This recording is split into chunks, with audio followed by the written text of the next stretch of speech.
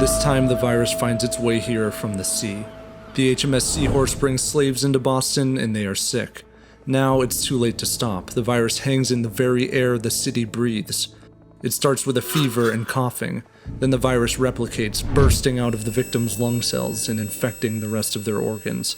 Pustules sprout from their skin and pop. They used to say if you died of smallpox, it was God's will. That's what some Europeans believed when the virus toppled the mighty Aztec civilization and decimated North American tribes. Still, many Bostonians aren't keen on sitting and accepting their fate. A tenth of the city packs up and flees to the countryside. It's the minister Cotton Mather who publicly declares there's hope, a way to beat the disease. Many see Mather as a slimy politician and religious extremist. He's best known for supporting the Salem witch trials a few decades back. But Mather's also a curious man. Years back, he took note when his slave Onesimus told him that before he was kidnapped into slavery in Libya, he became immune to smallpox through a process called variolation. Mather was intrigued.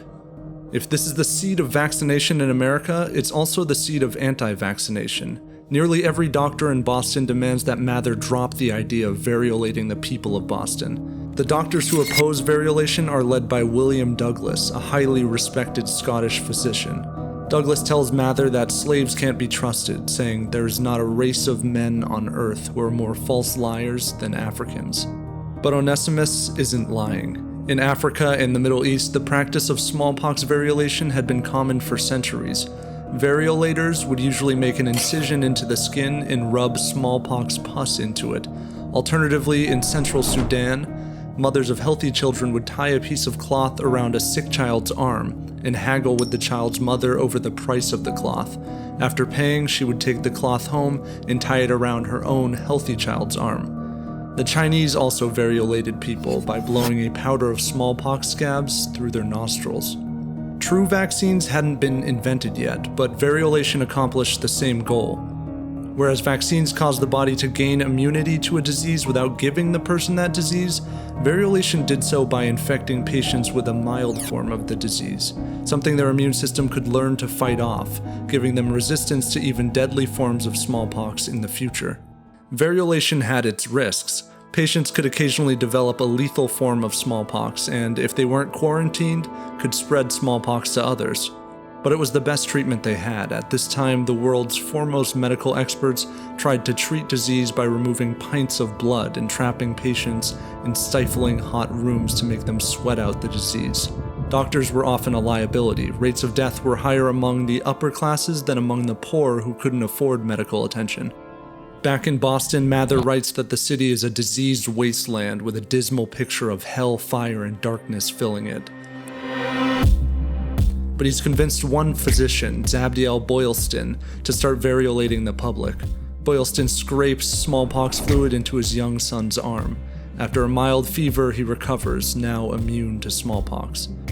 Over the next year, Boylston does the same to 248 people. His records show that people who get smallpox by his variolation are over 5 times less likely to die from it than people who get it the natural way. However, William Douglas claims Boylston's data are falsified. Others say variolation works, but they believe purposely infecting oneself with a disease is an unnatural interference in God's plan. The anti-variolation crowd is growing fierce. Someone throws a firebomb through Mather's window. The bomb is a dud, but Mather notices a note attached to it that reads, "Mather, you dog, damn you, I'll inoculate you with this." Boylston goes into hiding and continues to perform variolation secretly in safe houses. But the data was clear. Variolation drastically improved your odds of survival. For what it's worth, Douglas would later become a big proponent of variolations and perform them on his patients. It wasn't until the 1790s in England that the first true vaccine appeared. Years prior, Edward Jenner had been flirting with a milkmaid who told him she didn't fear smallpox because she was immune. While milking cows, milkmaids often contracted cowpox from the animals. This was a mild disease that only produced bumps on the hands and a slight fever. The idea was that once someone had cowpox, they also became immune to smallpox. In 1796, Jenner took a risk. He cut a slit into the arm of an 8-year-old boy named James Phipps and scraped into it a cow pustule from a milkmaid. A few weeks later, Jenner returned and put pus from a smallpox victim into Phipps's arm. Nothing. Cowpox had made Phipps immune.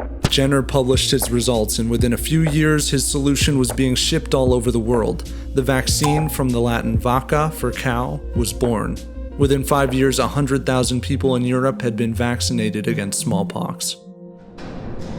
But opponents came out of the woodwork. The anti-vax crowd decried vaccines as unnatural and unsafe. They stoked the emotional flames of the public and painted an image of innocent children being victimized by malicious doctors. Anti-vaccination societies told the public that doctors were contaminating their children with poison taken from a brute creation. Early anti-vaxxers also thrived on the scientific ignorance of the times. Even though doctors could provide data to show vaccines prevented smallpox, anti-vaxxers pointed out that nobody, including Jenner, knew how they worked. They were right. The idea that diseases were caused by microscopic germs wasn't even widely accepted until the late 1800s. And while the vaccines themselves were safe, early vaccine distribution wasn't well regulated. Certain pharmaceutical companies gouged prices and shipped expired vaccines to poor neighborhoods. These companies also didn't always store vaccine solutions safely. On a few occasions, doctors unwittingly passed on tetanus and syphilis to patients. Such vivid tragedies empowered anti-vaccination campaigns, but these were isolated incidents, which had more to do with the people giving the vaccines than the vaccines themselves. It was clear that vaccines were a huge positive. Over the course of the 20th century, vaccines saved millions of lives.